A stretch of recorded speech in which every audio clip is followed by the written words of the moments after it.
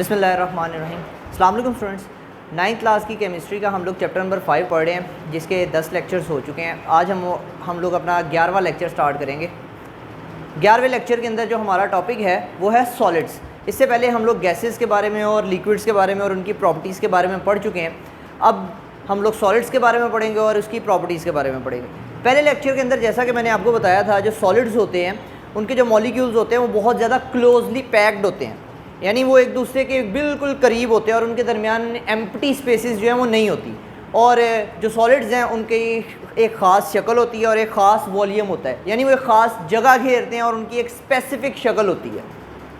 तो अब हम लोग जो टिपिकल प्रॉपर्टीज़ हैं जो सॉलिड्स की, उसकी तरफ चलते हैं। तो सबसे पहले जो टिपिकल प्रॉपर्टी जो आपकी बुक में दी गई है वो सबसे पहले है जी मेल्टिंग पॉइंट।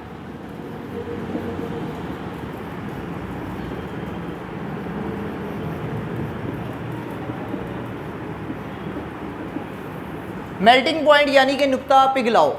अब हमें पता है कि जो सॉलिड्स होते हैं उनके जो मॉलिक्यूल्स हैं वो आपस में पैक्ड होते हैं, वो हरकत नहीं कर सकते। सॉलिड सिर्फ वाइब्रेट करते हैं। जब आप किसी लोहे की रॉड को किसी दीवार के साथ या किसी जगह पर मारे तो आप अपने हाथ के अंदर वाइब्रेशन महसूस करते हैं, वो सॉलिड के पार्टिकल्स की वाइब्रेशन की वजह से है। तो जो सॉलिड के पार्टिकल्स हैं वो टाइटली पैक्ड हैं, लेकिन उनके अंदर जो है वो वाइब्रेशन होती है। वो किस वजह से? क्योंकि उसके अंदर काइनेटिक एनर्जी है, लेकिन उनकी काइनेटिक एनर्जी जो होती है वो बहुत ज़्यादा कम होती है, जिसकी वजह से वो फ्रीली मूव नहीं कर सकते।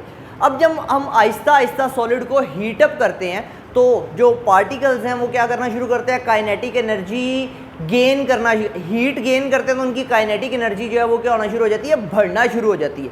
अगर हम लोग उसको कॉन्टीन्यूसली हीट करते रहें तो जो पार्टिकल्स हैं उनकी काइनेटिक एनर्जी इतनी ज़्यादा हो जाती है कि वो अपनी फिक्स्ड पोजीशन को छोड़कर निकल जाते हैं और वो मोबाइल हो जाते हैं। मोबाइल यानी वो फ्रीली हरकत करना शुरू कर देते हैं। अब जब वो फ्रीली हरकत करना शुरू करते हैं तो वो सॉलिड फॉर्म को छोड़ रहे हैं और किस फॉर्म में जा रहे हैं?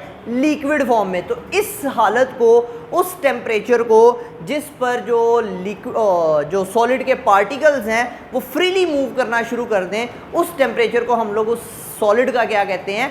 Melting point. तो ऐसा टेम्परेचर जिस पर जो सॉलिड है वो पिघलना शुरू कर दे और वो माया हालत के साथ किस में पाया जाए? इक्विलिब्रियम, डायनामिक इक्विलिब्रियम की हालत में पाया जाए, तो उसे हम लोग क्या कहते हैं? सॉलिड का मेल्टिंग पॉइंट। जैसा कि जो बर्फ़ है उसका मेल्टिंग पॉइंट कितना है? 0 डिग्री सेंटीग्रेड, क्योंकि वो 0 डिग्री सेंटीग्रेड पर बर्फ़ और पानी में इक्विलिब्रियम की हालत में पाई जाती है। इसको हम लोग इक्वेशन के ज़रिए इस तरह लिख सकते हैं, सॉलिड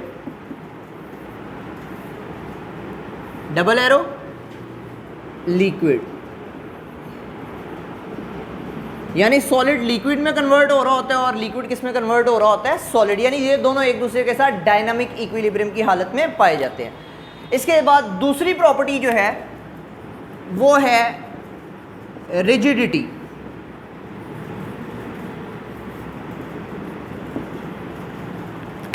जो गैसेस हैं वो मोबाइल होती हैं, लिक्विड्स मोबाइल होते हैं, लेकिन जो सॉलिड हैं वो मोबाइल नहीं होते। ये मोबाइल का उल्ट है। मोबाइल का मतलब होता है हरकत करना, रिजिड का मतलब होता है ऐसी चीज़ जो हरकत नहीं कर सकती। तो सॉलिड्स जो होते हैं इसके मॉलिक्यूल्स जो हैं ये आपस में क्लोजली पैक्ड होते हैं, ये हरकत नहीं कर सकते। हाँ, अलबत्ता ये वाइब्रेट ज़रूर कर सकते हैं। इसलिए जो सॉलिड्स होते हैं वो अपने स्ट्रक्चर में क्या होते हैं? रिजिड होते हैं। ये थी इसकी दूसरी प्रॉपर्टी। तीसरी प्रॉपर्टी जो है वो है डेंसिटी। डेंसिटी के बारे में हम लोग पहले भी पढ़ चुके हैं, गैसेस के अंदर भी पढ़ चुके हैं, लिक्विड्स के अंदर भी पढ़ा, अब सॉलिड्स में पढ़ेंगे कि जो सॉलिड्स होते हैं उनकी डेंसिटी जो होती है वो गैस और लिक्विड की निस्बत क्या होती है? ज़्यादा होती है। क्यों? क्योंकि जो सॉलिड होते हैं इनका मास ज़्यादा होता है और ये जगह कम घेरते हैं। इस वजह से जो सॉलिड्स हैं इनकी डेंसिटीज़ क्या होती हैं? लिक्विड्स एंड जो गैसेस हैं उनसे ज़्यादा होती हैं। और जो सॉलिड की डेंसिटी है इसको हम लोग ग्राम पर सेंटीमीटर क्यूब में जाहिर करते हैं।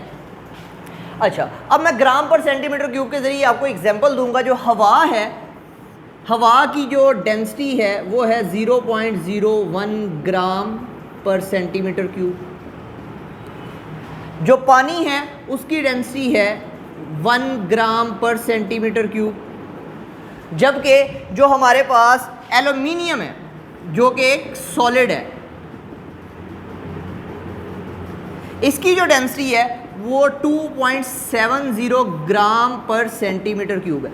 अब देखें, ये है गैस, गैस की जो डेंसिटी है वो बहुत ज़्यादा कम है, लिक्विड की डेंसिटी गैस से ज़्यादा है लेकिन सॉलिड से कम है। तो इस तरह हम कह सकते हैं कि जो सॉलिड्स हैं उनकी डेंसिटी लिक्विड और गैसेस से क्या होती है, ज़्यादा होती है। इसके अलावा भी और भी लिक्विड्स हैं और सॉलिड हैं, जैसा कि आयरन, Fe उसका सिंबल है। आयरन की जो डेंसिटी है वो है 7.86 ग्राम पर सेंटीमीटर क्यूब।